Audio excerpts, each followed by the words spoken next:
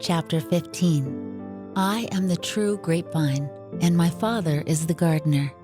He cuts off every branch of mine that doesn't produce fruit, and he prunes the branches that do bear fruit so that they will produce even more. You have already been pruned and purified by the message I have given you. Remain in me, and I will remain in you.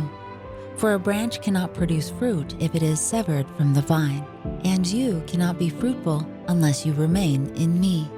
Yes, I am the vine, you are the branches. Those who remain in me and I in them will produce much fruit. For apart from me you can do nothing. Anyone who does not remain in me is thrown away like a useless branch and withers. Such branches are gathered into a pile to be burned. But if you remain in me and my words remain in you, you may ask for anything you want, and it will be granted.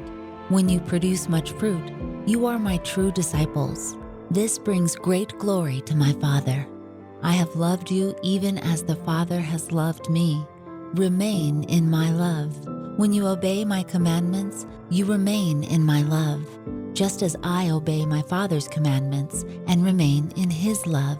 I have told you these things so that you will be filled with my joy.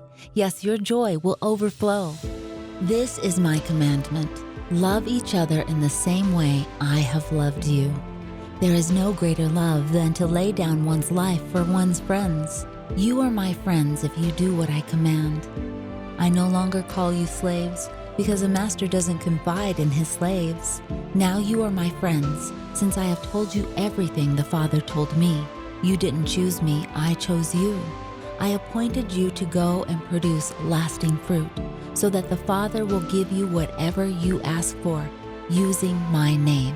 This is my command: love each other. If the world hates you, remember that it hated me first. The world would love you as one of its own if you belong to it, but you are no longer part of the world. I chose you to come out of the world, so it hates you. Do you remember what I told you? A slave is not greater than the master. Since they persecuted me, naturally they will persecute you. And if they had listened to me, they would listen to you.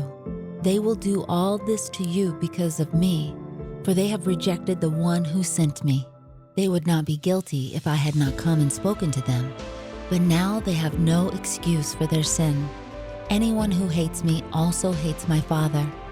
If I hadn't done such miraculous signs among them that no one else could do, they would not be guilty. But as it is, they have seen everything I did, yet they still hate me and my Father. This fulfills what is written in their scriptures. They hated me without cause. But I will send you the Advocate, the Spirit of truth. He will come to you from the Father and will testify all about me.